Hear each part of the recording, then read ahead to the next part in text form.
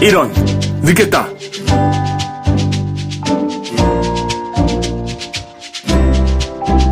안녕하세요.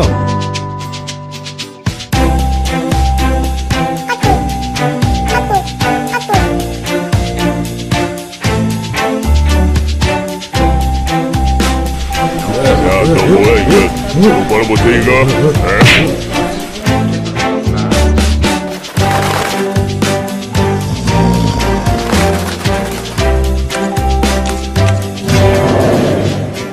뭐야, 이건 예배가 아니잖아!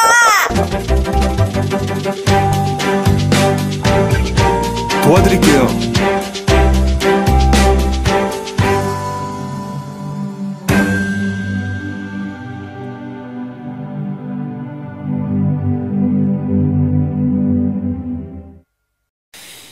대학교, 중고등 학교 채플 예배를 자주 갑니다. 그리고 군부대 전도 집회, 그뿐 아니라 노방전도, 또한 이러한 새신자들을 위한 집회도 자주 가게 됩니다. 하지만 오늘 고민하던 가운데 오늘 이 말씀만은 어떠한 단순한 복음의 내용을 정리해드려 처음으로 교회에 발을 옮기시는 그분들께만 호소하는 내용이 아니라 오늘 이곳에 모여 계신 기존 성도님들께도 하나님의 마음을 호소하고자 하는 그러한 심정으로 오늘 이 자리를 찾게 되었습니다.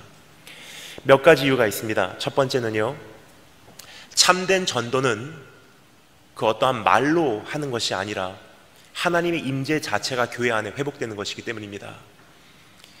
하나님의 임재는 흡수력이 있는지라 교회 안에 진짜로 하나님의 임재가 회복되면 내가 말로 하지 않아도 전도는 이루어지게 돼 있다는 것입니다. 예배가 되는 것이고 성도가 성도의 자리로 돌아가는 것이고 교회가 본래의 모습을 회복하는 것이 진짜 전도이기 때문입니다. 그래서 오늘 이 시간 너무나 귀한 자리, 이 자리를 빌려서 어떠한 말로 오늘 처음으로 교회에 오신 분들을 설득하는 것도 중요하지만 오늘 그것 전에 오늘 기존에 계신 성도님들께 하나님의 마음을 호소하고자 이 자리를 찾게 되었습니다. 또 한 가지 오늘 이 말씀을 이대로 전하기로 한 이유가 있습니다. 그 이유는 아무리 좋은 이야기를 해봤자 기존에 교회 다니지 않으시는 분들은요, 이미 너무나 많은 상식을 가지고 계신 이 시대에 스스로 어떠한 자기 나름대로의 편견을 다 가지고 계시기 때문입니다. 너무나 많은 논크리스찬들을 저는 접할 수 있는 기회가 있습니다. 근데 가장 큰 문제는 복음에 대한 이해가 없어서 교회를 멀리하기보다도 교회를 향한 편견이 있기 때문에 교회를 멀리하는 경우가 더 많지 않나 생각이 됩니다. 그래서 오늘 이 시간 그 어떠한 것이 아니라 교회의 원래 모습을, 교회의 본래 모습을 보여드리는 것이 전도의 참된 도구가 되지 않나 생각이 됩니다. 교회에 오늘 처음 오신 분들이나 오늘 이미 교회를 다니고 계신 분들께 말씀드리기 원하는 것은요, 교회라는 것은 실수가 없는 곳이 아닙니다. 죄인들이 모인 곳이 교회입니다. 하지만 그 교회가 성화되어 가고 있는 과정 가운데 실수를 범할 수 있는지라, 교회도 변질될 수 있는지라 세상에게 욕을 먹을 수 있는 대상이 될 수 있다는 것입니다. 하지만 여러분, 오늘 처음 오신 분들께 다시 한번 호소를 드리기를 원하는 것은요, 소화제 하나에 부작용이 생겼다고 의학 전체를 버리는 것은 무지한 행위입니다. 예수님은 누구신가? 그분은 용서를 하시는 분이시고 우리의 죄를 사하시는 분이시고 죽은 자를 살리시는 분이시고 주님의 몸된 교회를 새롭게 하시는 분이십니다. 오늘 그러한 현장에 잘 오셨습니다. 교회는 실수가 없어서 교회가 아닙니다. 교회는 잘못했지만 회복을 경험할 수 있는 공동체이기에 교회입니다. 그래서 오늘 이 시간 처음 오신 분들이나 오늘 기존에 이미 신앙생활을 하고 계신 분들이나 하나님의 말씀 있는 그대로 타협 없이 우리 그 음성에 귀를 기울여보는 그러한 시간이 되었으면 좋겠습니다. 이것은 어떠한 초신자 혹은 새신자 뿐만이 아니라 우리 모두에게 하나님께서 호소하고 계신 교회의 참된 모습이고 우리를 부르시는 하나님의 음성입니다. 여러분, 이제는 참된 변화가 요구되는 그러한 시대에 우리가 살고 있다는 것입니다. 처음으로 교회에 나오신 분들이나 이미 교회에 다니시고 계신 분들이나 이제는 참된 변화가 요구되고 있다는 사실을 여러분 기억하시는 그러한 시간이 되기를 원합니다. 이제는 국가적으로 보나 교회적으로 보나 개인적으로 보나 참된 변화가 절실히 요구되는 시대에 우리가 살고 있습니다. 사실은 밤새도록 살펴보아도 왜 참된 변화가 그토록 요구되는지 우리가 다 살펴볼 수 없지만 오늘 이 시간 관계상 딱 3가지만 살펴보고요, 오늘 우리가 읽은 이 본문 말씀에 충실하게 하나님의 음성에 귀를 기울여보도록 하겠습니다. 첫 번째 이유는 참된 변화, 참된 회심, 참된 거듭남이 없이는 구원이 없기 때문입니다. 우리가 보통 예수님께서 나에게 허락하신 그 복음을 단순화시켜 물탄 복음으로 가볍게 여기지 않았나 생각이 됩니다. 우리가 보통 교회에 나와서 신자 되고 교회 생활하며 구원받는다는 이 과정을요, 너무나 가볍게 여기고 있습니다. 이렇게 생각을 합니다.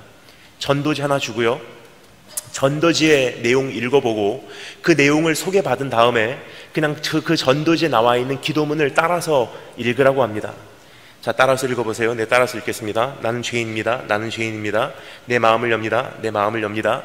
내 안에 들어와 주세요. 내 안에 들어와 주세요. 나는 죄인입니다. 나는 죄인입니다. 나를 용서해 주세요. 나를 용서해 주세요. 예수님 이름으로 기도합니다. 아멘 하면 뭐라 그러죠? 이제 예수님 영접했으니까 구원받았습니다. 이제 예수님 영접 기도했으니까 천국 갑니다. 여러분, 한 가지 여쭤보겠습니다. 주문 외우면 구원받습니까? 주문 외워서 구원받는다고 말씀하시는 분들은요, 이단 사이비 종교고요, 해리포터에서나 볼 수 있는 그것은 이상한 사상이 아닌가 생각이 됩니다. 성경에 보면 이러한 말씀이 있습니다. 사람이 마음으로 믿어 의에 이르고 입으로 시인하여 구원에 이른다. 하지만 이 말씀은요, 원래 지금 현대 시대를 살아가고 있는 교회에게 말씀한 내용이 아니라 2000년 전에 존재했던 초대교회, 그 당시에 세상을 향해서 선포했던 약속입니다. 그 당시 어떠한 시대였죠? 사실 약 100년 전 한국과도 다름이 없는 시대였습니다. 예수 믿으면요, 참수당하고, 예수 믿는다고 작정하면 십자가형을 면치 못했고, 예수 믿기로 작정하는 순간 사자굴에 던짐을 당했던 그러한 시대였었어요. 그 당시 나도 예수를 영접합니다라는 그 고백은요, 어떠한 기도문, 전도지 뒷면에 있는 그 말들을 따라서 외운 정도의 차원이 아니었다는 것입니다. 그 당시 나도 예수를 영접합니다라는 기도는요, 바로 이런 뜻이었습니다. 나 죽어도 괜찮습니다. 내가 그토록 기다리던 구세주, 내가 그토록 기다리던 내 인생의 구원자, 내가 그토록 기다리던 메시아가 드디어 예수 그리스도임을 이젠 드디어 알았던지라 이제 나는 죽어도 상관이 없습니다. 그분이 나의 인생의 보화요, 그분이 내 인생의 흠모의 대상이요, 그분이 내 인생의 구원자요, 그분이 내 인생의 구세주인지라 난 여기서 죽어도 나에게는 한이 없습니다. 나 차라리 예수 믿고 죽겠습니다. 그렇게 마음으로 믿고 입으로 시인하면 제자가 되고 구원을 받는다는 거예요. 단순히 어떠한 전도지 따라서 외워서 구원받는다고 성경은 약속한 적이 없다는 것입니다. 여러분, 이것이 교회의 현실이에요. 하지만 여러분, 너무나 오랜 세월 동안 우리가 복음을 물탄 복음으로 가볍게 여겨 너무나 쉽게 여기지 않았나 생각이 됩니다. 따라서 교회는 세상에서 미움을 받고, 교회는 세상에서 당연히 마땅히 들어야 되는 욕의 대상이 되어가고 있었지 않나 생각이 됩니다. 하지만 여러분, 이제는 우리가 돌이킬 때가 되었습니다. 참된 변화가 없이는 구원이 없다는 것입니다. 참된 변화가 없이는 성도가 될 수 없다는 것입니다. 이제는 참된 변화, 참된 회심, 참된 거듭남을 소유하시는 오늘 처음 교회 나오신 분들이나 아니면 기존의 성도님들이나 경험하신 축복이 있을 주님으로 축원합니다. 어떻게 보면 오늘 처음으로 교회 나오신 분들은요, 너무나 큰 축복을 받으셨습니다. 그 이유를 말씀드리겠습니다. 신앙생활을 하다 보면 왜 이렇게 어려워가 아니에요. 오늘 처음으로 교회를 찾아온 이 첫 걸음부터 실질적인 눈높이를 제가 말씀을 드리는 것입니다. 그래서 오늘 이 눈높이로 출발을 하면요, 적어도 나중에는 서프라이즈는 없다는 거예요. 믿음 생활하면서 이게 내가 원했던 게 아닌데, 난 기도 응답 받으러 왔는데, 난 병치유 받으러 왔는데, 내가 좀 행복해지러 왔는데가 아니라 정말로 오늘 이 말씀을 듣고 이 눈높이부터 우리가 출발을 하면요, 참된 성도가 되고요, 거듭나게 되고요, 변화가 있고요, 세상도 여러분을 통해서 변화를 받을 것입니다. 두 번째, 왜 참된 변화가 요구되는지 두 번째 이유입니다. 참된 변화가 없는 교회는 이제는 드디어 한계에 도달했기 때문입니다. 너무나 중요한 말씀이기 때문에 다시 한번 말씀드리겠습니다. 참된 변화를 경험하지 못한 교회는요, 이제는 이 시대에 한계에 도달했기 때문이에요. 어떠한 말로 설득을 하려고 해도요, 세상 사람들은 이미 너무나 많이 알고 있는지라 웬만한 말로는 교회의 말에 넘어들어오지 않습니다. 여러분 경험하십니까? 지난 수년 동안 대한민국 대표 출판사에서 출판되고 있는 책들 중에 청소년 사역은 이렇게 해라 하는 책이 출판되지 않고 있다는 사실을 여러분 이미 감지하시고 계신지요?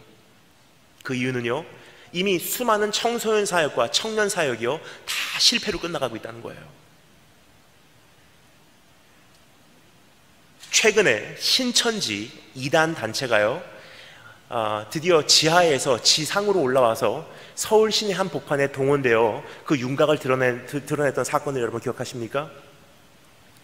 어떤 보도에 의하면 7만 명, 어떤 보도에 의하면 9만 명, 10만 명까지도 동원이 됐다고 보도가 되고 있습니다. 그런데 더 충격적인 사실을 말씀드리겠습니다. 그것이 7만 명이든 10만 명이든 중요한 사실은요, 80%가 청년이었다는 거예요. 교회에서 청소년들, 청년들 어디 가나 우리가 의문을 하고 있던 그 사이에 수많은 대한민국 교회의 청소년, 청년들은요, 이미 다 이단 사이비 종교에 빠지기 시작했다는 것입니다. 그래서 여러분 오늘 이 시간 처음 교회 나오신 분들에게도 호소를 드리지만, 이미 기존의 교회를 다니시고 계신 분들에게 경각심을 제가 호소하기를 원하는 것은요, 아무리 새로운 신자 데리고 와봤자, 모셔와 봤자 구멍난 항아리다가 물 붓고 있는 것과 똑같다는 거예요. 왜요? 내가 변하기 전에는, 교회가 변하기 전에는, 예배가 변하기 전에는. 여러분 세상 사람들, 소비자들은요, 진짜 세일즈맨과 가짜 세일즈맨을 분별할 수 있는 어느 정도의 감지 능력이 있습니다. 아무리 말을 잘하는 세일즈맨도요, 자기가 정말로 지금 내가 판매하고자 하는 그 상품 자체를 믿지 않는다면요, 소비자들은 다 알아요.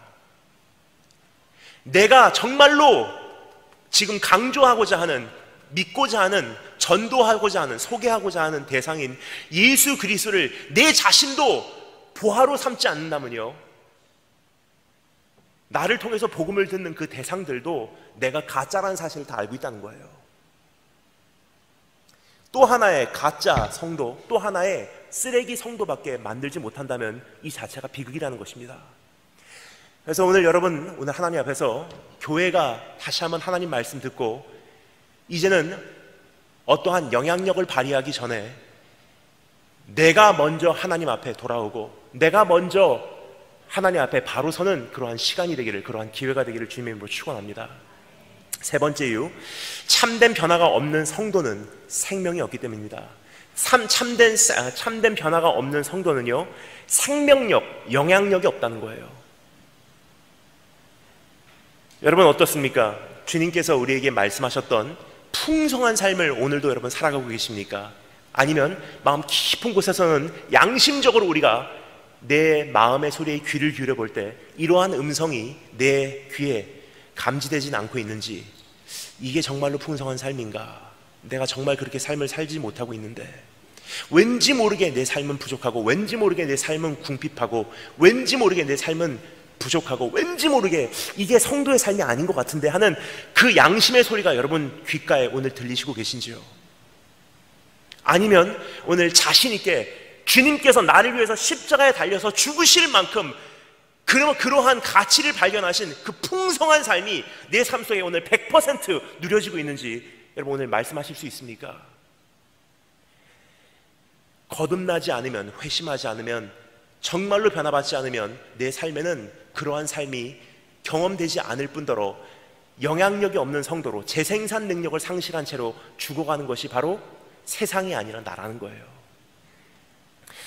조금 전에 말씀드렸듯이 밤새도록 살펴보아도 다 살펴볼 수 없지만 오늘 이 말씀을 우리가 조금 더 구체적으로 살펴보기 위해서 지금 딱 3가지 이유만 우리가 왜 변화가 요구되는지 우리가 정리하고 이제 말씀으로 들어가도록 하겠습니다.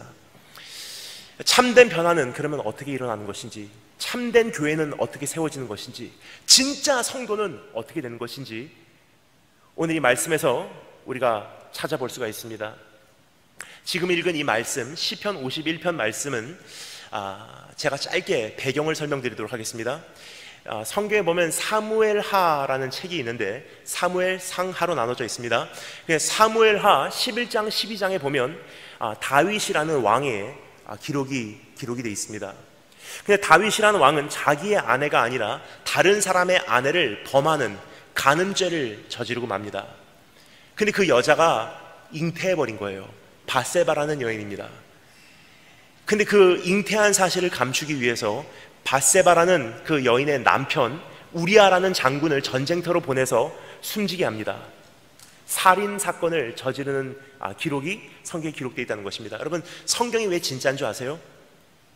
진짜로 우리의 종교를, 기독교라는 것을 선전하기를 원한다면요, 우리에게 약점이 되는 것은 성경에 기록되지 않아야지 마땅한 거예요.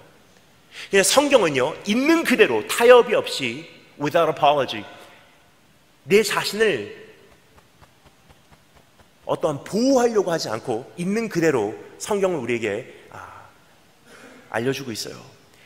우리가 그토록 존경할 수밖에 없는 그 다윗이라는 왕도요, 그러한 실수를 범했다는 거예요. 어느 여자를 범하고 그 남편을 전쟁터로 보내서 숨지게 합니다.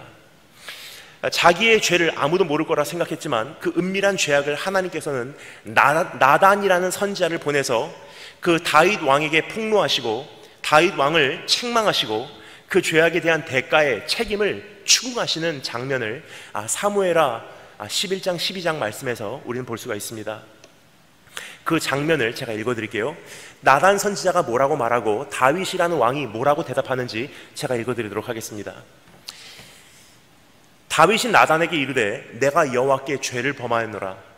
나단이 다윗에게 말하되 여호와께서도 당신의 죄를 사하셨나니. 여러분, 예수님은요, 우리 하나님은요, 죄를 사하시는 분이십니다. 자, 그런데요, 하나님께서 당신의 죄를 사하셨나니 당신은 죽지 아니하려니와 이 일로 말미암아 여호와의 원수가, 하나님의 원수가 크게 비방할 거리를 얻게 하였사오니. 무슨 뜻이냐면요, 하나님께서 교회가 돌아오면 용서하신다는 거예요. 하지만 세상 사람들이 교회를 비방할 거리를 얻게 하면요, 자녀 세대가 단절이 된다는 뜻입니다. 세상 사람들이 비방할 거리를 얻게 하였으니 당신이 낳은 아이가 반드시 죽으리라. 나단이 자기 집으로 돌아가니라. 우리아의 아내가 다윗에게 낳은 아이를 여호와께서 치심에 심히 앓는지라. 다윗이 그 아이를 위하여 하나님께 간구하되 다윗이 금식하고 안에 들어가서 밤새도록 땅에 엎드리니 그 집에 늙은 자들이 그 곁에 서서 다윗을 땅에서 일으키려 하되 왕이 듣지 아니하고 더불어 그들과 먹지도 아니하니라. 바닥에서 씨름하는 장면이에요. 근데 그 아이는 결국 죽었고요. 하지만 다윗은 그 자리에서 하나님을 만나고 진짜로 변화를 경험하고 다시 한번 바닥에서 일어나서 나머지 경주를 달려낼 수 있는 원동력을 소유할 수 있었다는 것입니다. 따라서 오늘 이 말씀의 제목을요, 바닥에서의 씨름이라고 쳐봤습니다. 왜냐? 이제는 영적으로 보나 사회적으로 보나 우리의 경건 생활로 보나 교회 사역적으로 보나 나의 영적 어떠한 능력으로 보나 바닥을 쳐버린 지금 이 시대에 첫 번째, 쉽게 일어나려고 하지 마십시오. 바닥에서 씨름하시는 기회가 되시고요, 바닥에서 씨름했던 만큼 바닥에서 주님을 정말로 만나고 정말로 회개하고 정말로 변화받고 진짜로 하나님의 생명을 소유하고 일어나서 이젠 또 한 시대를 감당하는 우리 대한민국 교회가 되기 위해서, 우리 송월교회가 되기 위해서 주님의 이름으로 축원합니다. 한번 따라 하겠습니다. 바닥에서 씨름하자. 바닥에서 씨름하자. 오늘 이 말씀을 드리면서 제가 한 가지 설명을 드릴게요. 가만히 제가 돌아다니다 보니까 여러분, 저는요 1년에 만나는 논크리스찬들, 교회를 안 다니시는 분들의 수가요, 그분들에게 말씀을 전할 수 있는 기회에 제가 만나게 되는 그 논크리스찬들의 수가 1년에 약 10,000명 정도가 됩니다. 그런데 지난 그 10몇 년 동안의 이러한 생활 속에서 제 안에 정리가 되는 것이 있습니다. 처음으로 교회를 나오시는 분들은요, 많은 경우 왜 나오시냐? 교회가 세련돼서? 아니에요. 교회가 세상의 어떤 문화와 비슷해서? 아니에요. 진짜로 왜 교회를 찾아오시냐를 물어보면요, 참 희한해요. 세상이 싫어서 교회를 와요. 근데 안타까운 것은요, 세상이 싫어서, 세상에 지쳐서, 세상이 피곤해서, 세상에서 수고하다가 뭔가 생명이 있을까 해서 교회를 왔는데, 교회를 오는 순간 세상하고 똑같은 거예요. 그 사람들은 절대로 교회에서 정착하지 못할 뿐더러 교회에서 참된 생명을 얻지를 못합니다. 그래서 오늘 처음 교회 나오신 분들, 한 분이 되었던 20분이 되었던, 오늘 정말 잘 오신 거예요. 왜냐? 이제는 세상 냄새가 나는 교회가 아니라, 세상을 흉내내는 교회가 아니라, 세상의 어떠한 가요 문화와 세상의 어떠한 연애 오락 문화를 따라가는 교회가 아니라, 진짜 하나님의 말씀이 이 말씀이라는 사실을 우리가 깨닫고 오늘 하나님의 말씀을 내 가슴에 되새기며 그것으로 인해서 참된 생명을 우리가 경험을 한다면, 오지 말라 그래도 성도들은 오게 돼 있어요. 예수 믿는다고 죽인다고 해도 성도들은 그 예수를 선택하게 돼 있다는 거예요. 여러분, 이제는 그러한 변화를 경험할 때가 되었습니다. 이제부터 우리가 달려가야 될 경주가 아직도 남아있고요, 우리가 아직도 싸워야 될 싸움이 남아있고요, 감당하지 않으면 안 되는 한 시대가 또 남아있습니다. 급속도로 물 빠져나가듯이 빠져나가는 대한민국 교회, 특별히 우리 교회의 청소년들과 청년들, 우리가 어떻게 하겠습니까? 이제 주님께서 말씀하십니다. 예루살렘의 딸들아, 나를 위해 울지 말고 너와 너의 자녀를 위해 울어라. 무슨 뜻이냐면요, 아인슈타인이 말했죠. 세상에서 벌들이 없어지기 시작하면요, 세상의 종말임 수년 내에 온다고. 똑같은 맥락이에요. 교회 안에서 우리의 자녀들의 모습이 사라지기 시작하면요, 그 교회는 이제 수년 내에 끝난다는 거예요. 유럽 교회가 이미 그 길을 갔고요, 미국 교회가 그 철로를 지금 따라가고 있고요, 지금 대한민국 교회가 그것을 그대로 복제하고 있다는 것입니다. 여러분, 이제는 우리가 어떠한 행복해하고 즐거워하고 오락 연애 문화를 쫓아갈 때가 아닙니다. 하나님 앞에서 오늘 이 말씀을 통해서 참된 변화를 단 한 분만이라도 경험하시고 나를 통해서 부흥이 일어나시는 축복이 주시므로 축원합니다. 그렇다면 다윗이 바닥에서 주님과 씨름하며 올렸던 기도, 시편 51편 말씀, 오늘 제목이 오늘 말씀입니다. 이 말씀에 담겨져 있는 다윗의 기도의 다섯 가지 기둥입니다. 5가지 원소, 이 5가지를 우리가 한번 정리해보므로 내가 참된 변화를 경험하는 가운데 가이드라인이 되기를 주님으로 축원합니다. 첫 번째, 기억하라. 두 번째, 회개하라. 세 번째, 갈망하라. 네 번째, 서원하라. 5번째, 중보하라. 어떤 분들에게는 이 5가지 단어가요 생소하게 들리실 수 있어도 제가 한 가지 이 말씀을 정리해 나가며 풀이해 드리도록 하겠습니다. 그럼 첫 번째 한번 따라해 주시겠습니다. 기억하라. 교회는 하나님의 말씀을 근거로 신앙생활이 설립되는 곳입니다. 따라서 오늘 처음 교회 나오신 분들도요, 하나님 말씀 펼치신 거 말씀 마칠 때까지 덮지 마시고 우리 구절 살펴 내려가도록 하겠습니다. 오늘 강단 위에 서 있는 설교자, 목사, 선교사는 그냥 어떠한 마우스피스, 입술일 뿐, 도구일 뿐, 오늘 이 말씀은 하나님께서 직접 말씀하시고 계신 내용입니다. 따라서 오늘 말씀 펼치신 거 하나님을 경외하는 마음으로 오늘 덮지 마시고 구절 살펴 내려가도록 하겠습니다. 우리 기억하라 말씀하신 하나님의 음성을요, 오늘 읽은 이 본문 말씀 1절 2절 말씀을 통해서 다시 한번 확인하고자 내 가슴에 되새기고자 읽어보도록 하겠습니다. 1절 2절 다 같이 한 목소리 읽겠습니다. 시작.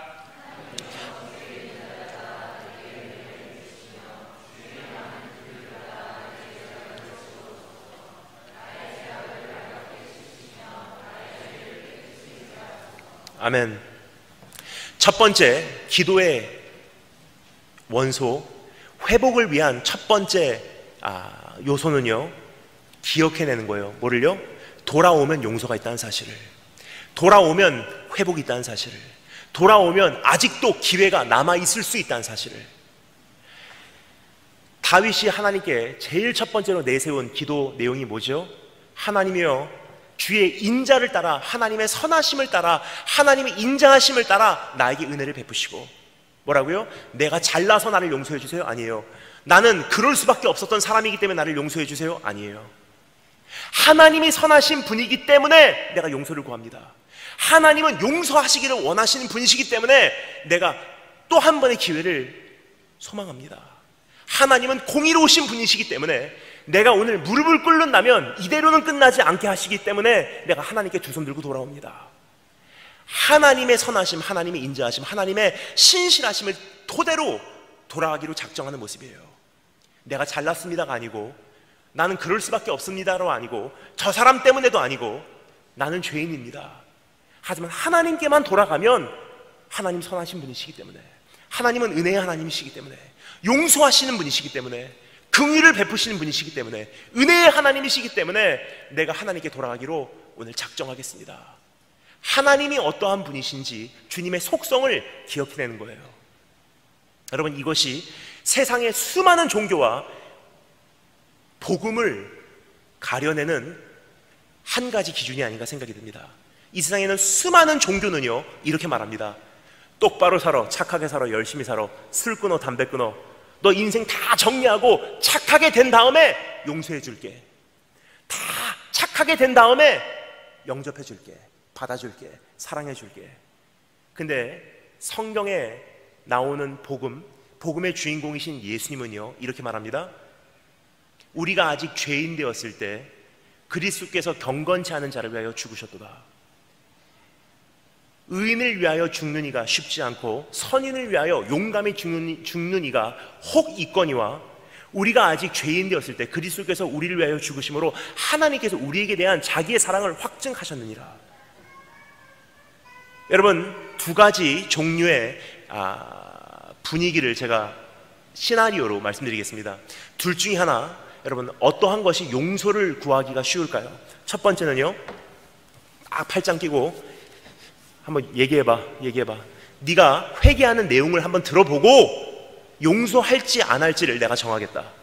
그러한 사람에게 우리가 용서를 구하는 게 편할까요? 아니면 두 번째, 다 용서했어, 일로 와, 내가 너를 정말 사랑한다, 내가 너를 기다렸어, 그렇게 말하는 사람에게 그 사랑을 경험하고 사실은 제가 정말 잘못했어요, 그거 말하기가 쉬울까요? 어느 쪽이 쉬울까요? 전자예요, 후자예요? 후자예요. 이 세상에 있는 모든 종교는요, 이슬람교, 힌두교, 불교, 유대교, 천주교, 모든 종교는 전자입니다. 네가 어떻게 하나 보고, 네 기도 내용을 들어보고, 네가 어떻게 선하게 사는지를 보고, 너의 선한 행위를 보고 용서할지 안 할지를 결정할게, 천국으로 보낼지 안 보낼지를 결정할게. 근데 여러분, 복음은요, 이렇게 얘기합니다. 십자가 위에서 이미 2000년 전에 다 용서했어. 내가 너를 위해서 죽었어. 돌아오기만 하면 돼. 그 사실을 기억하고 하나님을 향해서 한 걸음을 옮기는 것을 회심이라고 합니다. 여러분, 오늘 그 기로에 우리가 서 있어요. 언제까지 우리가 이대로 살겠습니까? 특별히 오늘 대한민국 교회 가만히 살펴보고요, 오늘 나의 교회를 조금 더 내가 다시 한번 생각해 보기를 원하는 것은요, 여러분의 자녀는 지금 다 어디로 갔습니까? 여러분의 형제 자매는 지금 다 어디로 갔습니까? 내가 내 자녀를 지키는 자리일까? 내가 내 형제를 지키는 자리일까? 주님께서 말씀하십니다. 그래, 네가 네 자녀를 지키는 자고 네가 네 형제를 지키는 자야. 여러분, 오늘 급속도로 빠져나가고 있는 대한민국 청소년 청년들, 다시 한번 우리가 어떻게 교회 안으로 들여올 수 있는지 이젠 심각하게 함께 고민하고, 이제 이들을 위해서 우리가 기도할 때가 되었습니다. 첫 걸음, 하나님께 돌아가자는 거예요. 돌아가면 또 한 번의 기회를 주실 수 있다는 거예요. 오늘 그렇게 원하시는 분만 아멘으로 화답해 주시면 감사하겠습니다. 처음 교회 나오신 분들을 위해서 제가 말씀드리겠습니다. 아멘이라는 것은요, 옳습니다, 맞습니다, 믿습니다라는 뜻이에요. 그러면 오늘 다 같이 정말로 그렇게 생각하시는 분들은 아멘으로 더 큰 소리로 화답해 주시면 감사하겠습니다. 자, 두 번째 따라 주시면 감사하겠습니다. 회개하라. 다시 한번 회개하라. 직접 읽어보겠습니다. 3절부터 6절 말씀 다 같이 한 목소리 읽겠습니다. 3절부터 6절 다 같이 읽겠습니다. 시작.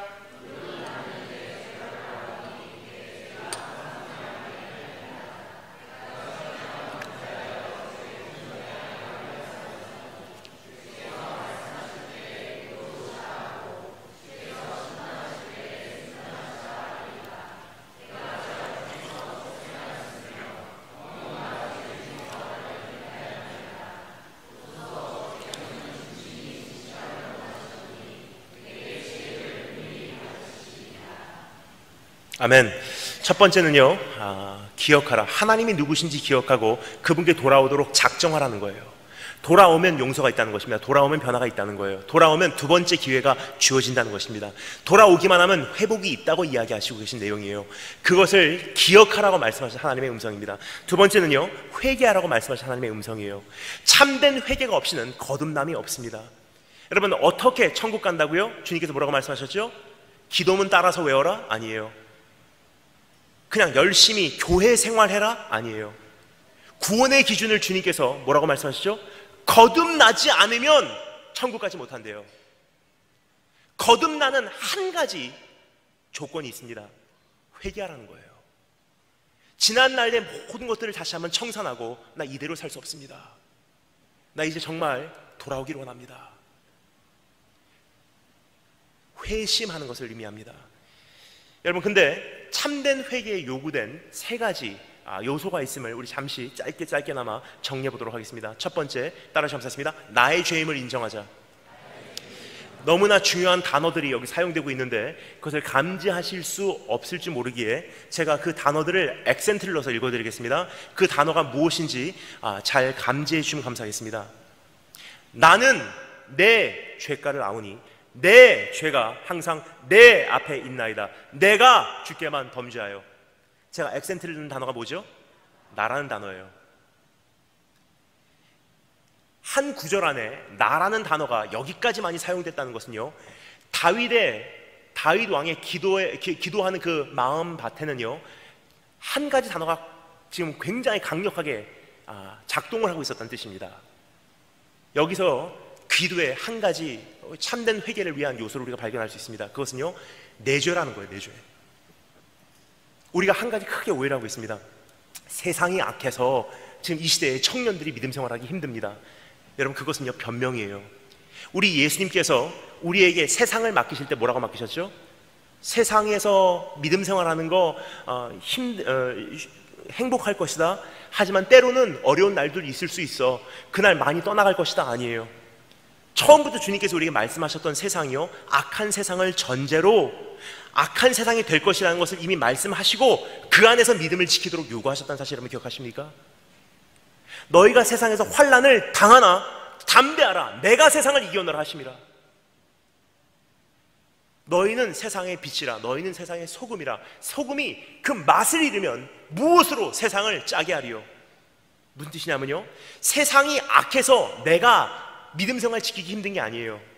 내가 소금의 사역을, 소금의 사명을 감당하지 못했기 때문에 세상이 썩어져가는 원인이 된다는 것입니다.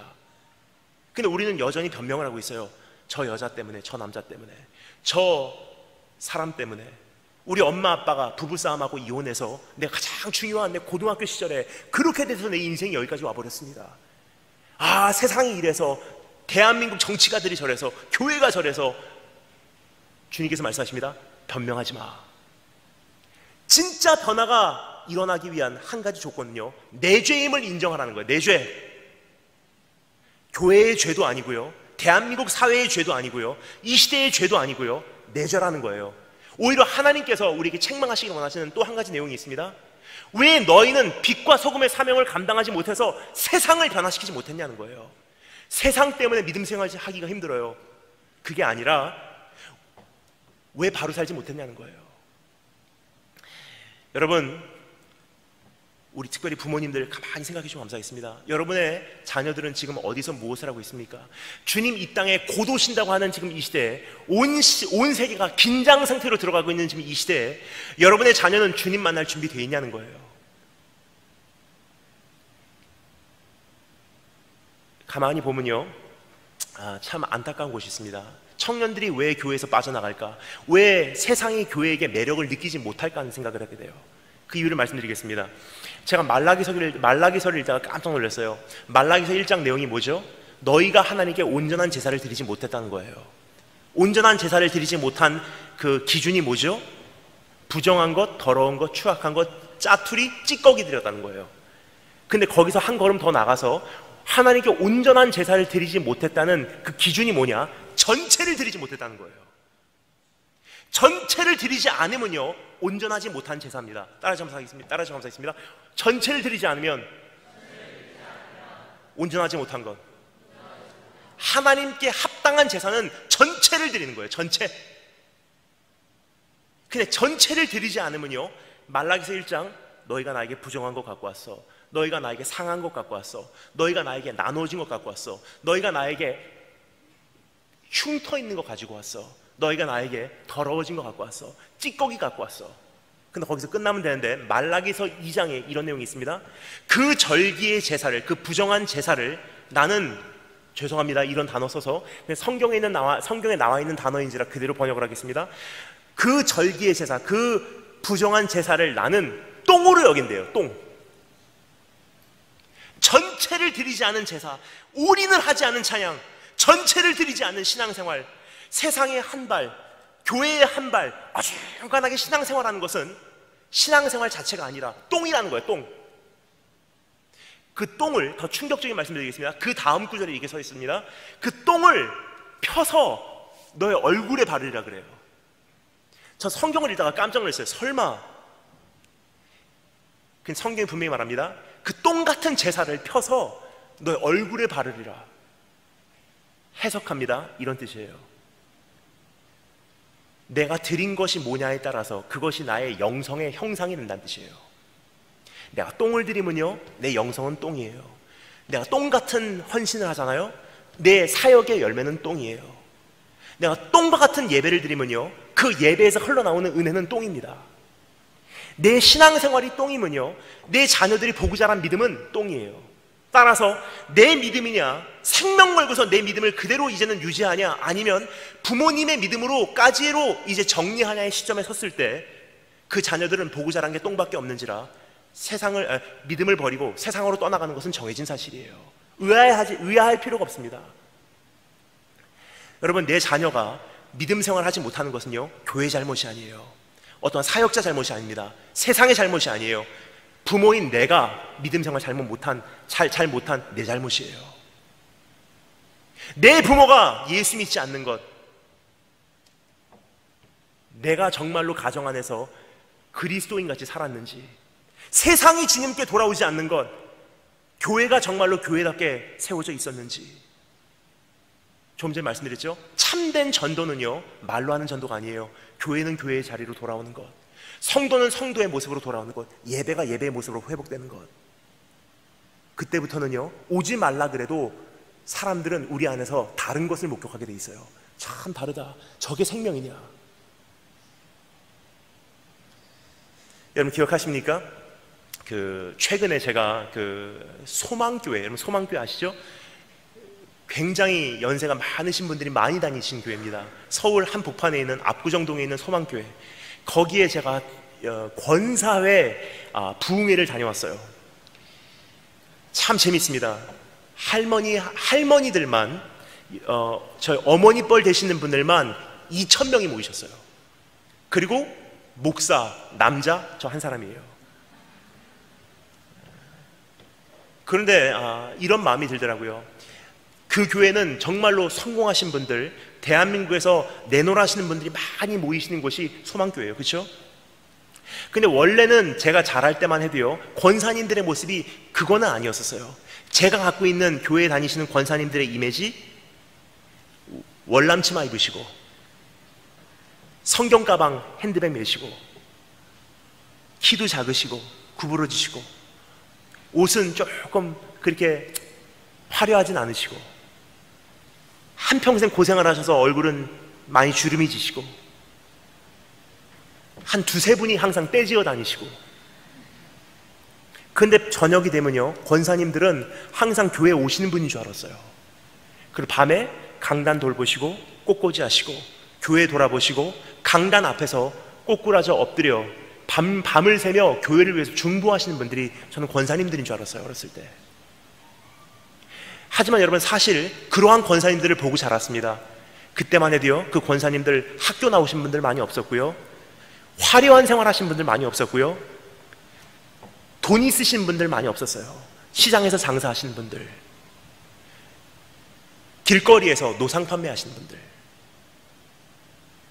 그렇게 일하시다가 피곤한 몸을 이끌고서 교회를 위해서, 자녀를 위해서, 가정을 위해서 기도한다고 밤마다 교회를 찾으셨던 그분들의 기도, 그분들의 기도로 대한민국 교회가 여기까지 성장해 왔고요, 오늘의 우리가 있는 거예요.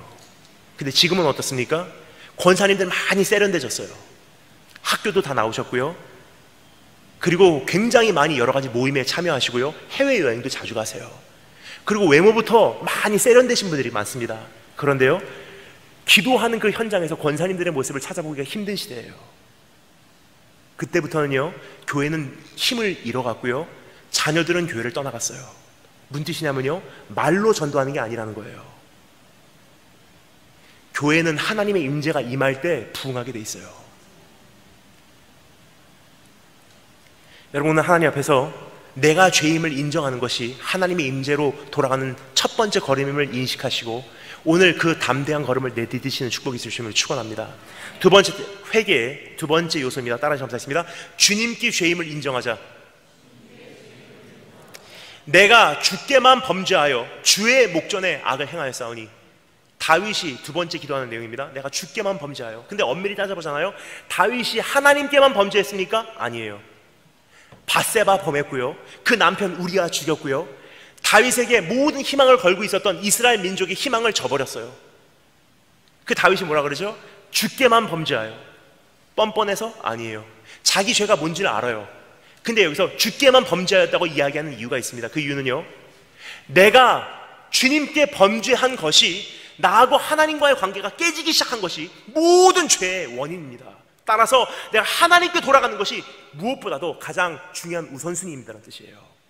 오늘 처음 교회 나오신 분들을 향해서 제가 호소를 드립니다. 아무리 가정 문제 수습을 하려고 해도요, 내 인생의 진로 문제 수습을 하려고 해도요, 사실 그 문제는 해결되지 않습니다. 왜냐? 내 안에는 그것보다 더 심각한 문제가 있기 때문에. 예를 들까요? 이상하게 이성 문제하고 내가 계속 걸려져 있어요. 여자친구에게 잘해주려고 하는데 이상하게 문제가 생기는 거예요. 왜 그러지? 그 원인을 말씀드릴게요. 내 문제는요, 내 성격 문제도 아니에요. 내 진짜 문제는요, 여자친구와의 관계 문제도 아니에요. 진짜 문제의 원인을 말씀드릴까요? 하나님 안에서 해결되지 않은 내 궁핍함의 문제예요. 내가 채워지지 않으니까 이것을 여자친구를 통해서 혹은 직장을 통해서 어떤 돈을 통해서 어떤 명예를 통해서 이것을 채우려고 하니까 어떻게 돼요? 계속 요구를 하는 거예요. 근데 거기에 미달될 때 섭섭해하고요, 거기에 미달될 때 싸움이 나고요, 거기에 지나칠 때 관계가 온전하지 못한 거예요. 지금 여러 가지 예를 들 수 있지만 시간 관계상 이거 한 가지만 말씀드리겠습니다. 모든 문제의 원인은요, 나하고 하나님과의 문제지 표면적인 문제가 아니라는 거예요.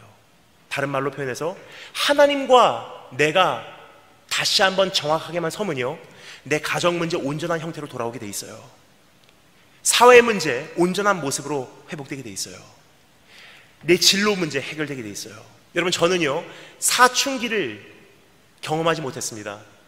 저는요, 진로 문제를 가지고 고민해 본 적이 없어요. 지금까지 한 번도 어떤 고민을 하면서 지내본 적이 없습니다. 전 중학교 1학년 때 예수님을 인격적으로 만났어요. 4대째 기독교 가정에서 태어나서 어렸을 때부터 교회는 다녔지만 제가 처음으로 하나님을 인격적으로 만난 것, 나를 거기까지 사랑하시다는 사실을 처음으로 깨달은 것은요, 중학교 1학년 때예요. 그때 얼마나 뜨겁게 그 사랑을 경험했는지 가슴을 찢으면서 울었어요. 나를 왜 이렇게 사랑하십니까? 그때까지만 해도 하나님이라는 분은 저에게는 이론이었어요. 이론. 엄마 아빠의 하나님, 교회 다니는 사람의 하나님. 그냥 내가 하나님의 사랑을 처음으로 맛을 보고 나니까 고백이 달라져요. 그 어떠한 것보다도 가장 아름다운 나에게는 흠모의 대상이고요, 그 무엇을 버려도 그분 하나를 소유하기를 원하는 나에게는 최고의 보화예요. 그분을 만나게 되었습니다. 그분을 만나는 순간 제 인생의 진로 문제가 단번에 해결돼요. 따라서 여러분, 오늘 진로 문제 가지고 고민하신 분들은요, 진로 문제 상담을 받으시라고 저는 요청하지 않습니다. 제가 권해드릴 수 있는 것은요, 예수님 바로 만나라는 거예요. 예수님을 정말로 만나면요, 진로 문제가 있을 수가 없어요. 왜냐? 정말로 만나는 순간, 그분이 내 인생의 보화가 되는 순간, 그분이 내 인생의 흠모의 대상이 되는 순간, 모든 성도들의 고백은 동일해요. 내가 살아도 주를 위해, 죽어도 주를 위해. 진로 문제 해결. 내가 살아도 주를 위해, 죽어도 주를 위해. 그때부터 지금까지 한 걸음 한 걸음 인도하심 따라서 왔을 뿐입니다. 진로 문제 가지고 고민해 본 적이 없어요. 이와 같이 하나님과의 나의 관계가 그 문제가 해결만 되면요, 모든 문제가 원위치로 돌아가게 돼 있어요. 주님으로 채워지니까 더 이상 알코올로 채울 필요가 없고요, 주님으로 채워지니까 다른 사람에게 인정 못 받아도 괜찮고요, 예수 그리스도로 채워지니까 더 이상 세상에서 성공으로 내 자신을 증명 안 해도 괜찮고요, 주님으로 채워지니까 다른 사람이 나에게 악담을 해도 감당할 만해요. 내 인생의 가장 밑에서 나를 바치고 있는, 나를 끊임없이 사랑해 주신다는, 무조건적으로 사랑해 주신다는 하나님의 사랑이 내 인생의 모퉁이 돌이니까 가정이 산산조각 나고 내 인생이 뒤집어진 것 같으나 힘들지만 견딜만 합니다. 이것이 예수 그리스도 안에 있는 우리의 특권이에요.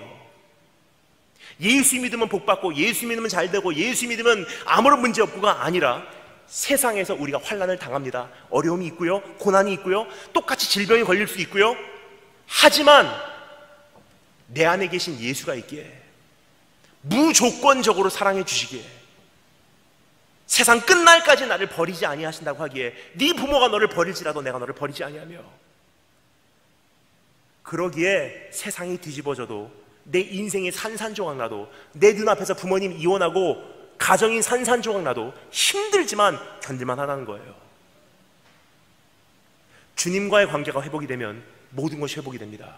오늘 문제 해결을 원해서 이곳에 오신 분들, 그 문제 해결점을 찾지 마시고 하나님과의 관계를 회복하시고 돌아가신 축복이 주시면 축원합니다.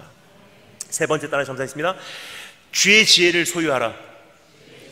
첫 번째는 나의 죄임을 인정하는 것이고요, 두 번째는 주님께 죄임을 인정하는 것이고요, 세 번째, 진짜 회개의 요소입니다. 하나님의 지혜를 소유하는 거예요. 여기 보면 참 재미난 표현이 기록되어 있습니다. 보소서 주께서는 중심이 진실함을 원하시오니 내게 지혜를 은밀히 가르치시리라. 회개를 하는 사람이 이상하게 지혜를 구해요. 왜 그럴까요? 성경에서 말하는 지혜는요, 우리가 생각하는 상식, 지식이 아니기 때문에, 성경에서 말하는 wisdom, 히브리어, 구약 성경이 기록된 히브리어는요, 허크마라는 단어예요. 허크마. 무슨 뜻이냐면요, 우리가 생각하는 지혜는 상식, 지식.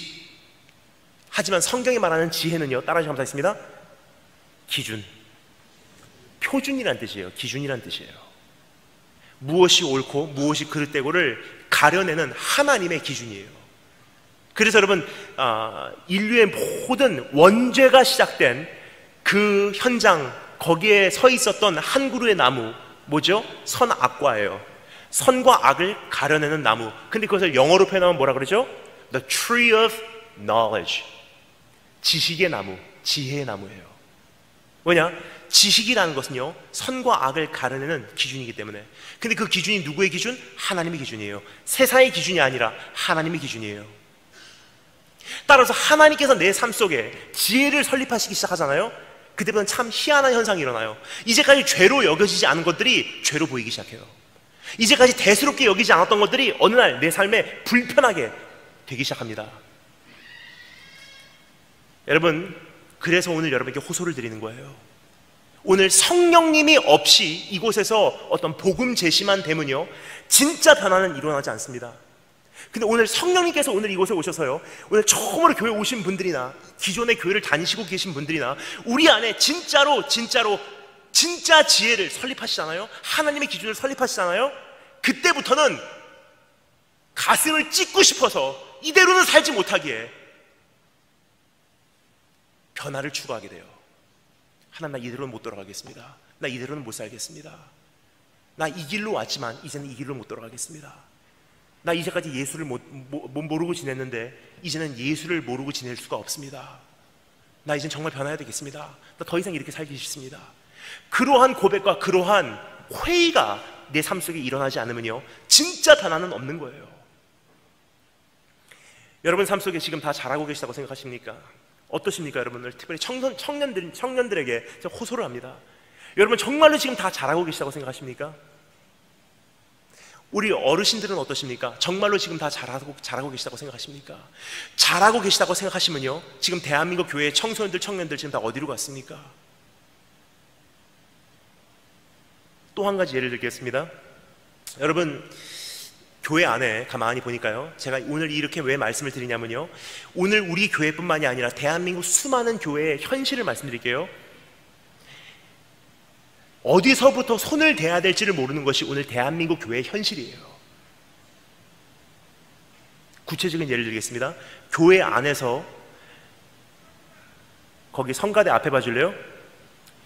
찬양하는 것은 그렇게 중요하지 않습니다. 내가 예배드리는 모습이 더 중요합니다.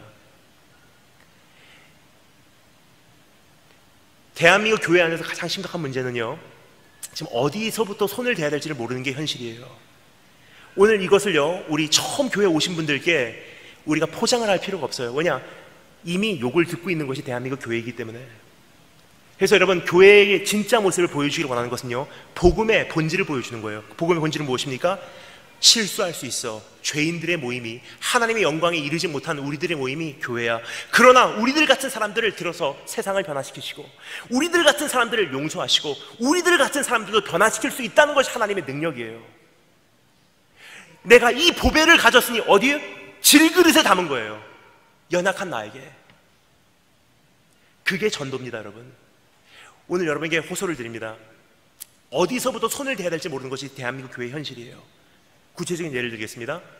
교회 안에서 불륜이 일어나고 있고요, 교회 안에서 음란 행위들이 형제 자매들 사이에 저질러지고 있고요, 카톡 문자 오고 가는 거 내용을 보면요, 소름이 끼칠 만큼 음란한 문자들이 교회 안에, 성도들 안에 진행이 되고 있어요. 이것을 제가 다 모른 척하고 예수 믿으면 복 받습니다, 예수 믿으면 천국 갑니다, 교회 오면 우리 행복합니다, 그거 하고 가면요, 여러분 저는 가식밖에 되지 않습니다. 교회 안의 현실, 청소년들 안에도 음란 행위들이 저질러지고 있고요, 똑같은 중독을 가지고 죄를 10년, 20년 반복하고 있어요. 토요일날 저녁에 나가서 부평역에서 주안역 앞에서 주일 새벽 아침까지 내가 어디 서 있었는지 다른 사람은 모르지만 나하고 하나님은 알아요. 무엇을 마시고 무엇을 이야기하고 무엇을 보고 지냈는지 다른 사람은 모르지만 나하고 하나님은 알아요. 내가 무엇을 원했는지, 무엇을 탐했는지, 내 시선은 무엇을 바라보고 있었는지, 내 안에 무엇이 욕심이 되었는지는 다른 사람은 모르지만 나하고 하나님은 알아요. 주일 새벽 아침까지 허랑방탕하며 그렇게 생활하다가 청년부 임직원이니까 혹은 교회의 직분자니까 그럴듯한 옷 입고 시간 되어서 예배에 참석은 합니다. 이것이 우리의 매 주일의 현실이 아니면요, 2주일에 한 번 혹은 한 달에 한 번 있는 현실일 수가 있어요. 그냥 주일날 예배를 그렇게 드리러 왔는데 하나님의 예배 안에서 신령과 진정으로 예배드리는 이 현장에서 가슴을 찢고 싶은, 가슴이 아파서 가슴을 치고 싶은, 무릎 꿇고 꼬꾸라져 엎드려서 회개하고 싶은 마음이 내 안에서 꿈틀거리지 않는다는 것은요, 이 예배 가운데 하나님은 안 계시다는 뜻이에요. 근데 이것이 잘못된지도 모르고 콘티대로 진행되면 계획기도 있고 찬양대 있고 우리 말씀 선포 있고 헌금 시간 있고 주기도문 있고 축도 있으면 오케이, 우리는 예배를 드렸습니다.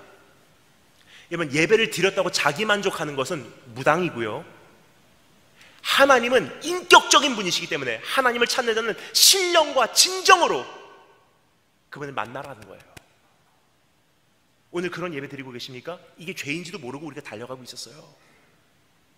근데 오늘 이 말씀이 내 안에 들어와서 기준이 설립되기 시작하니까 불편하기 시작합니다.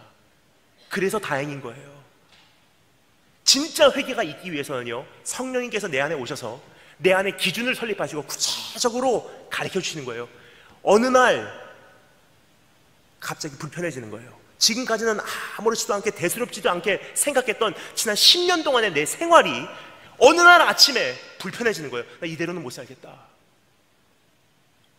무엇이 역할하기에? 지혜의 역할이에요. 오늘 그 지혜를 소유하시고 진짜 회개가 이제부터 지속적으로 일어나기를 주님으로 축원합니다. 첫 번째, 기억하라. 두 번째, 회개하라. 세 번째, 다른 점사있습니다. 갈망하라. 저에게 주어진 시간이 조금 더 남았기에 세 가지를 우리가 짧게 살펴보고 마치겠습니다. 세 번째, 다시 한번 다른 점사있습니다. 갈망하라. 다 같이 읽겠습니다. 7절부터 12절 말씀 함께 읽겠습니다. 7절부터 12절 다 같이 한 목소리로 읽겠습니다. 시작.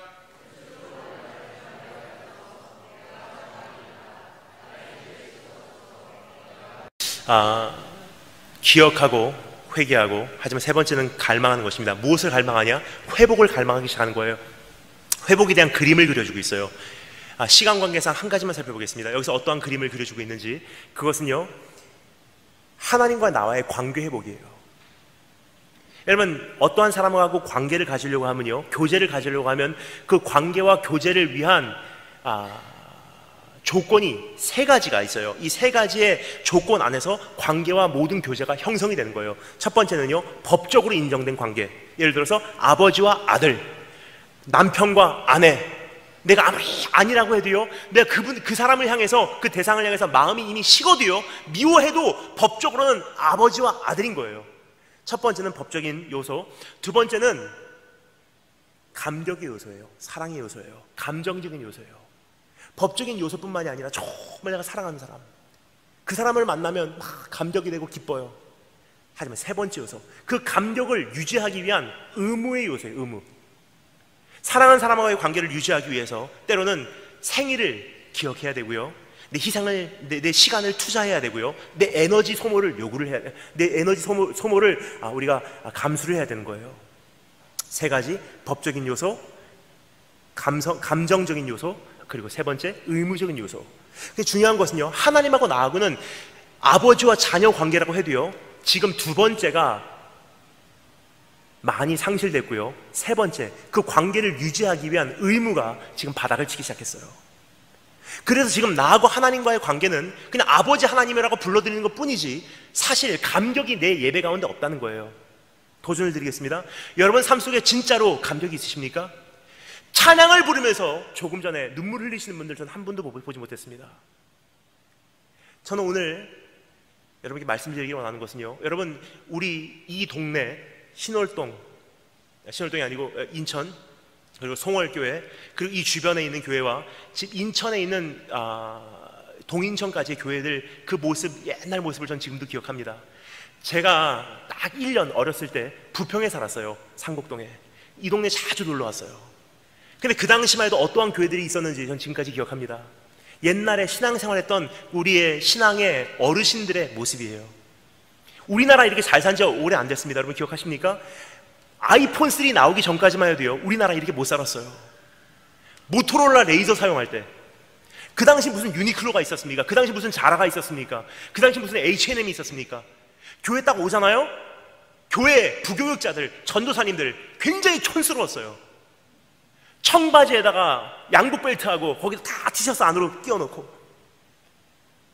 근데 딱 10년 만에 이렇게 바뀌어서요, 지금 웬만한 교회, 우리 교회 부목사님들, 우리 전사님들 굉장히 세련되고 잘생기셨잖아요. 10년 사이에 일어난 현상이에요. 근데 여러분, 10년 전에, 20년 전에 우리 대한민국 모습이 어땠는지 여러분 기억하십니까? 한여름에 이런 통에다가 보리차 얼려서, 옥수수차 얼려서 아이스박스에다가 다 담아서 리아가로 시장 한 복판에 끌고 나가는 거예요. 그 당시만 해도 시장 나갈 때는 진짜 장화가 필요했어요. 진흙탕이었거든. 물통 꺼내놓으면요, 조금 녹으면 한 컵 따라서 팔고, 한 컵 따라서 팔고, 옆에서 다라이에다가 나물 쌓아놓고 검은 봉지에다가 팔고, 또 담아서 팔고. 그때 받았던 1,000원짜리 다 주머니에다 넣어놓고 계시다가 그거 하나님께 드릴 수가 없어서 빳빳한 초록색 10,000원짜리 바꿔서 은행 가서 새 돈 바꿔서 하얀 봉투에다가 넣어서 성경책 사이에다가 딱 껴놓고 주일까지 기다리려고 하다가 도저히 못 기다리겠는 거예요. 우리 할머니들. 그 다음날 새벽 예배 와서 담임 목사님 나오시기 전에 이 강단 위에다가 두려움과 떨림으로 올려놓으며 봉헌 드리며 한 정말 더 드리고 싶은데 이것밖에 드릴 게 없습니다. 나중에 정말 더 드리고 싶습니다. 눈물로 드렸던 예물들 있었던 거 여러분 기억하십니까? 근데 지금 어떻습니까? 핸드폰 사기 바쁘고요, 옷 사기 바쁘고요, 여자친구하고 혹은 남자친구하고 일본 후쿠오카로 여행 가고 먹었던 거 사진 찍고 인스타 올리기 바빠요. 그리고 내 주머니에 있는 몇백 원 헌금 바구니 하나 던지고요, 나 헌금했다고 생각합니다. 예배를 와도 감격이 없고 찬양을 불러도 눈물이 없어요. 그러면 여러분, 하나님의 종이 오늘 이 강단에 와서 뭐라 그러겠습니까? 하나님께 너를 축복하실 것이다, 너를 귀하게 쓰실 것이다. 제가 오늘 그 말하고 가잖아요. 하나님께서 저에게 이렇게 말씀하실 것입니다. 너에게 화 있을진저. 제가 성경에 대해서 아까 강조한 이유가 있습니다. 교회는 성경 말씀으로 인해서 설립된 신앙의 근거한 신앙입니다. 근데 여러분, 저는 성경을 많이 사랑합니다. 이 성경은요, 원본이 아니라 사본이에요. 그렇죠? 원본이라고 생각하시는 분들은 대단한 믿음의 소유자이십니다. 사본 성경이에요. 사본.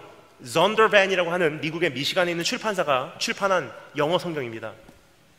근데 이 사본 성경이라고 해도요, 전 이 성경을 많이 사랑해서 이 성경을 지금까지 땅 바닥에다가 내려놔 본 적이 없어요. 떨어뜨려 본 적도 없습니다. 흙에 다 본 적이 없는 성경이에요. 가끔 이렇게 예배를 마치고 이동을 할 때 딱 예배를 마치고 나가면 막 비가 내릴 때가 있어요. 그때는요, 전 양복을 벗어서 속으로 품고 성경에 비 한 방울 안 맞춥니다. 전 이 성경을 매우 사랑하기 때문입니다. 제가 처음에 성경을 받았을 때 기억이 납니다. 할머니께서 쓰셨던 성경 어머니에게 물려주시고 어머니께서 쓰셨던 성경 저에게 물려주셨어요. 그 20년 전에 처음으로 그 성경 받았을 때 얼마나 감격이 컸던지, 30년 전에 처음으로 그 성경을 받았을 때 얼마나 그 감격이 컸던지, 그 당시 그 성경을 딱 보니까요, 읽지를 못하겠더라고요. 왜냐? 세로가 아니라 가로로 써져 있기 때문에. 그리고 한자가 얼마나 많던지. 근데 그 당시만 해도요, 내가 알아듣는 말로 성경이 번역돼서 나의 눈높이에 맞춰서 나온 성경이 아니라, 그 당시만 해도 네가 정말로 하나님 말씀이 귀한 줄 알면은 네가 성경의 용어들을 배워서 네가 성경을 배워. 그 언어 배우며 한자를 어린아이가 배워가며 성경을 읽고 싶어서 성경을 읽었었던 그 시대가 있었어요. 한참을 읽다 보면 할머니께서 은혜 받으셨던 말씀, 빨간 동그라미.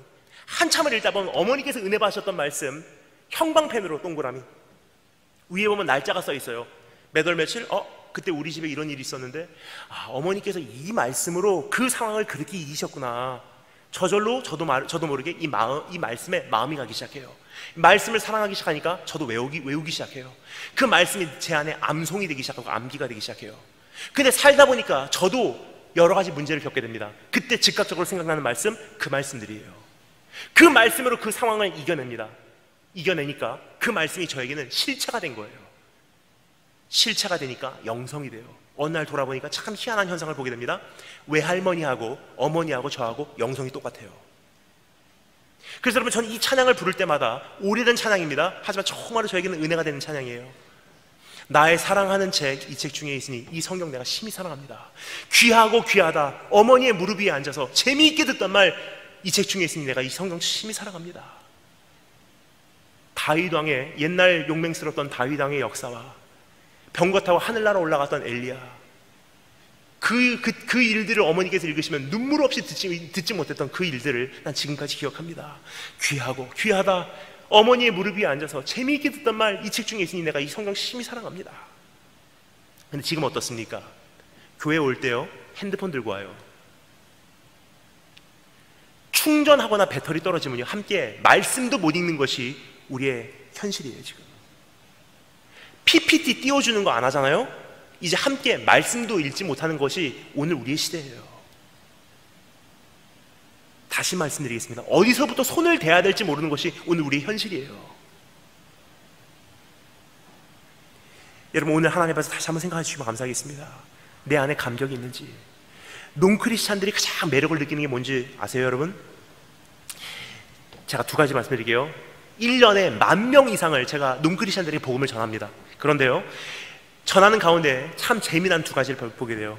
논크리스천들, 교회 안 다치는 분들이요, 가장 싫어하는 것, 교회 와서 가장 싫어하는 것, 그리고 교회 와서 가장 보기를 원하는 것, 이 두 가지가 뭔지를 말씀드릴게요. 제일 싫어하는 것, 당신은 사랑받기 위해 태어난 사람. 그게 제일 싫대요. 제일 보기를 원하는 게 뭐냐면요, 성도들, 교회 다니는 사람들이 진짜로 감격하냐를 보고 싶대요. 왜냐? 사랑합니다, 할렐루야, 감사합니다, 사랑합니다, 그거지. 진짜로 삶 속에서 감격이 있냐는 거예요.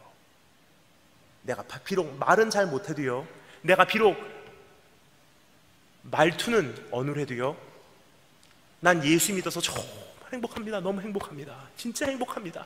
난 오늘 죽어도 괜찮습니다. 너무 행복해서, 너무 행복해서. 예수로 나의 구주 삼고 성령과 피로써 거듭나니 이 세상에서 내 영혼이 하늘의 영광 누리도다. 그것을 이 세상 사람들이 정말로 보면요, 오지 말라 그래도 세상은 교회를 통해서 변화받게 돼 있어요. 근데 중요한 것은요, 사실 내가 예수 믿으세요 그건 해도요, 내 안에 예수 믿는다는 확신이 없어요. 예수 믿는다는 것이 이렇게 고달픈 건지, 예수 믿는 것이 이렇게 지겨운 건지, 하나님을 만나러 가면서도 어떤 감격도 없고, 예배를 드리면서도 어떤 경직됨이 없고, 찬양을 하면서도 눈물이 없는 내가 무슨 예수를 전합니까? 나도 믿지 않는 예수를. 오늘 잘 오셨습니다. 예수 처음 그 이름 들으시는 분들 잘 오셨어요. 왜냐? 교회는 여기까지 바닥을 칠 수 있는 것이 교회의 2000년 역사예요. 하지만 그때마다 하나님께서는 교회를 정화시키셨고요, 새롭게 세우셨고요, 2000년 동안 수많은 역사를 일으켜온 것이 사실 교회이기도 합니다. 교회는 넘어질 수 있지만 교회에게는 회복이 있어요. 그 회복을 하나님께서 오늘 우리에게 다시 한번 기회를 주시고 계십니다. 그 현장에 오신 한 분 한 분을 주님의 이름으로 환영합니다. 오늘 그 감격이 회복되기를 주님의 이름으로 축원합니다. 다윗이 말합니다. 주님, 이 구원의 즐거움을 회복시키소서. 정말 주님 믿는 것이 어떤 법적으로 묶여지는 관계뿐만이 아니라 이젠 주님을 믿는 이 걸음걸이가 즐겁게 하시고 감격이 되게 하시고 감동이 되게 해주시기 원합니다. 네 번째 따라 감사했습니다. 서원하라. 우리 다 같이 읽겠습니다. 13절부터 17절 말씀 다 같이 읽겠습니다. 13부터 17 시작.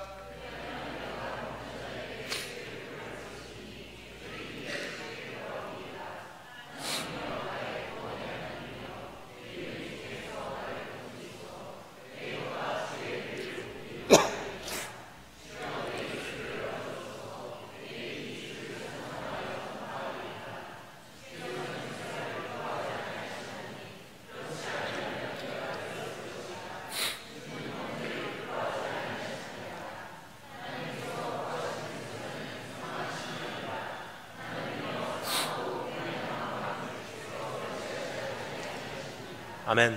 첫 번째, 주님께 돌아가면 용서가 있을 거야. 주님께 돌아가면 회복이 있을 거야. 기억을 해요. 그리고 회개를 합니다. 회개하고 이젠 관계 회복을 갈망을 하기 시작해요.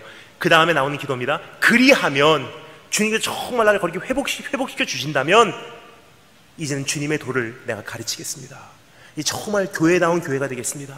성도다운 성도가 되겠습니다. 예배다운 예배를 드리겠습니다. 서원을 하는 장면이에요. 여러분, 오늘 그러한 것을 갈망하십니까? 오늘 주님께 그러한 것을 결단하시기를 원하십니까? 새로운 서원이 필요해요. 어떻게 해요? 세상 길로 가지 않겠노라고. 이젠 세상 이야기 하지 않겠노라고. 이제는 정말 예배다운 예배를 드리겠노라고. 교회다운 교회가 되겠노라고. 성도다운 성도의 이름이 부끄럽지 않은 성도가 되겠노라고. 새로운 제 서원이 필요합니다. 자, 그런데요, 주님께서 우리에게 질문하실 거예요. 내가 너를 왜 써야 하니? 내가 너에게 또 한 번의 기회를 왜 줘야 할까? 다윗이 그것에 대해서 이렇게 반응을 해요. 나는 심령이 가난한 사람입니다. 주님께서 기뻐하시는 제사는 가난한 심령이라. 무슨 뜻이냐면요, 내가 하나님께 드릴 수 있는 제사는 나 이런 사람입니다가 아니에요. 나 사역 잘합니다가 아니에요. 하나님 나라에 도움이 될 것입니다가 아니에요. 딱 한 가지 내세워요. 난 용서를 받은 이상 이제는 한평생 주님을 의지하지 않고는 살 수가 없는 존재입니다. 그것이 하나님께서 기다리시는 답이 돼요. 대한민국 교회가 회복돼서요, 다시 한번 하나님께 붙들린 바 되었을 때 끝까지 이번에는 변질되지 않고 갈 수 있는 유일한 한 가지 통로, 주님의 은혜 의지하지 않고는 살지 않겠습니다라는 내 안의 결심이에요. 여러분 기억하십니까? 우리 수많은 목사님들 처음에 약 20년 전에만 해도 수많은 종들이 자주 간증했던 내용들,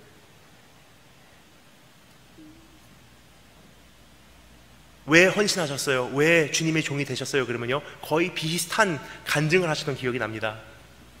그 내용을요, 최근에 제가 다시 들었어요. 제 제자의 입술을 통해서 들었습니다. 제 제자하고 같이 함께 이스라엘을 다녀왔어요. 이스라엘까지 갔다 온 긴 여정 가운데 그 제자가 얼굴이 굉장히 표정이 무거운 거예요.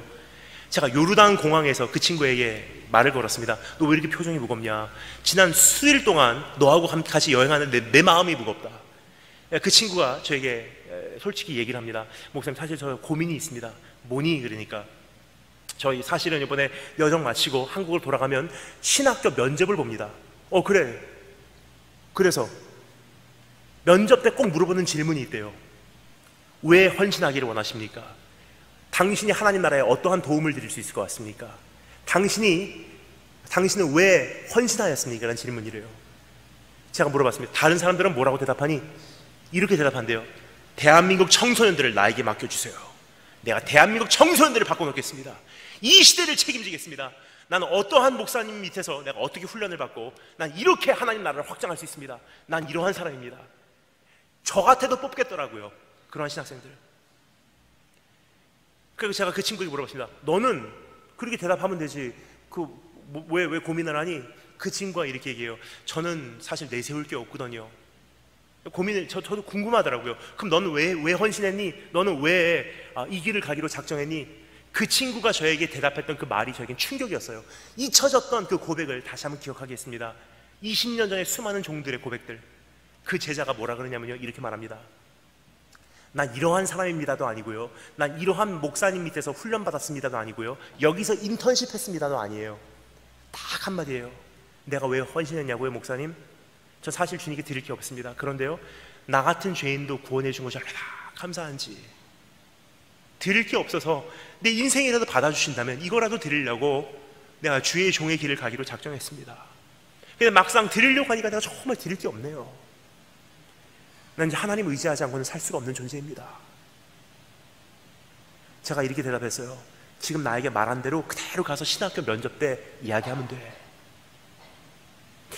여러분, 우리가 그 고백이 있지 않았는지, 완전히 짜여진 프로그램 속에서, 완전히 계획된 콘텐츠 속에서, 1년에 완전히 짜여진 한 해의 어떠한 달력 속에서 우리가 믿음 생활이라는 명목으로 기독교라는 종교 생활을 하고 있지는 않은지 한번 생각해 주시면 감사하겠습니다.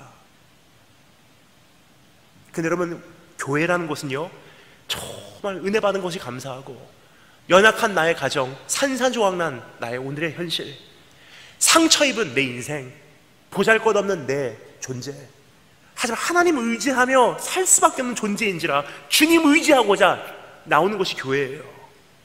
교회는 박물관이 아닙니다. 교회는 병원이에요. 오늘 아프신 분 있으십니까? 오늘 수고하신 분 있으십니까? 오늘 삶에 지치신 분 있으십니까? 오늘 세상에 상처 입으신 분 있으십니까? 교회가 여러분을 맞이합니다. 그것이 교회의 본래 모습이고 우리가 돌아가야 될 자리입니다. 그 자리로 돌아오면 다시 한번 써주신대요. 마지막 5번째 따라 점사했습니다. 중보. 첫 번째는 기억하고 회개하고 갈망하고 서원하고, 마지막 5번째 중보. 다 같이 마지막 2구절 18, 19 읽겠습니다. 18절 19절 한 목소리로 읽겠습니다. 시작.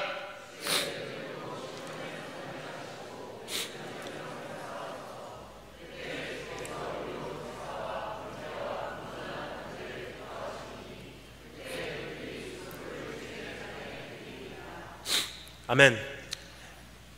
기억합니다, 회개합니다, 갈망합니다, 서원합니다. 마지막 5번째는요, 이제는 이 나라를 위해서 중보하는 거예요. 여러분, 우리가 저질러던 문제가 있잖아요. 교회가 교회되지 못해서 세상에서 개독교라는 얘기를 들었다면요, 이미 세상이 교회를 향해서 실족했다는 뜻이에요. 하나님께 돌아올 수 있는 통로가 막혔다는 뜻입니다. 그럼 우리가 저질러 놓은 문제는 우리가 수습을 해야 되잖아요. 왕된 내가 그 여자를 범해서 사람들에게 하나님 영광을 가렸다면 이제는 왕이 회개를 환하게 돌아와서요, 이 나라를 위해서 축복하는 그 기도가 요구가 된다는 거예요. 그래서 다윗이 뭐라고 기도하죠? 주의 은택으로 시온에게 선을 행하시고 예루살렘 성을 다시 쌓으소서. 무슨 뜻이냐면요, 내가 저질러 놓은 문제 내가 수습할 수 없으니 하나님께서 이스라엘에게 은혜를 베푸시고, 내가 왕된 구실을 제대로 감당하지 못했으니 하나님께서 대신 왕이 되달라고 하는 그 기도의 요청이에요. 교회가 교회되지 못해서 저질러 놓은 문제 이제는 하나님께서 다시 한번 수습해 주지 않으면 안 된다는 거예요. 잃어버린 영광 회복시켜 주시고, 이젠 교회가 세상의 비방거리가 아니라 세상의 칭찬거리가 다시 한번 되게 하시고, 수많은 대한민국 교회의 주의 종들이 세상의 악담의 내용이 아니라 이젠 다시 한번 세상의 존경의 대상들이 되게 하시고, 우리가 중보해야 되잖아요. 우리 특별히 청년들이 가야 될 길이 바로 그 길입니다. 거기까지 이루어지니까 오늘 이 말씀의 결론이 나옵니다. 그때에 주께서 의로운 제사와 번제와 온전한 번제를 기뻐하시리니 그때에 그들이 수소를 드리리라. 언제요? 기억하고 회개하고 갈망하고 서원하고 중보를 하고 나니까 그때 예배를 받으신다는 거예요. 무슨 뜻이냐면요, 진짜로 기억하지 않고 하나님께 돌아올 생각도 하지 않고 참된 회심도 없이 내 죄인지 남의 죄인지도 모르고 하나님께 범죄하였는데 그것도 다 무시한 상태로 내가 뭘 잘못했는지도 모르고 내일에 대한 어떤 갈망함도 없고 주님의 그 처음 사랑을 향한 목마름도 없고 새로운 서원도 없고 이 나라를 향해서 어떤 안타까움도 없고 내가 하나님 영광 가린 그거에 대한 죄책감도 없는 상태로 주일이 되었기에 예배드리는 것 안 받으신다는 뜻이에요. 하지만 거기까지 회개를 하면은 그때 주께서 의로운 제사를 받으시고 그때 그들의 수소를 주의 제단에 드리리이다. 예배의 회복입니다. 교회의 회복입니다. 성도의 회복입니다. 우리 신앙의 회복이에요. 그러면 사람들은 교회가 하나님의 몸됨을 알게 될 것입니다. 여러분, 처음 오신 분들 여러분을 환영합니다. 교회는 넘어질 수 있어요. 하지만 교회는 회복을 합니다. 교회는 이 땅을 책임질 것이고요, 이 땅에 지금까지 이루어온 수많은 귀한 역사들을 교회는 이제부터도 감당해 나갈 것입니다. 혹시나 아직까지도 혹시나 내 마음에 교회를 향한 편견으로 인해서 개독교라고 생각하시는 분들이 계시다면요, 제가 오늘 강단에서 감히 교회를 대표해서 여러분께 사죄를 드리도록 하겠습니다. 우리가 교회되지 못해서, 우리가 잘못 살아서, 우리가 빛과 소금의 사는 걸 제대로 감당하지 못해서, 우리가 하나님의 자녀답게 살아내지 못해서 교회가 비방거리가 된 것에 대해서 여러분이 그것으로 인해 교회를 향해 실족하셨다면 정말 진심으로 사죄를 드립니다. 하지만 여러분, 교회는요, 넘어질 수 있지만 회복 가능한 존재예요. 우리는 그것으로 돌아갈 것이고요, 교회는 그것으로 회복될 것이고, 하나님의 나라는 우리를 향해서, 우리를 통해서 펼쳐질 것입니다. 다 같이 머리 숙이고 감사하겠습니다.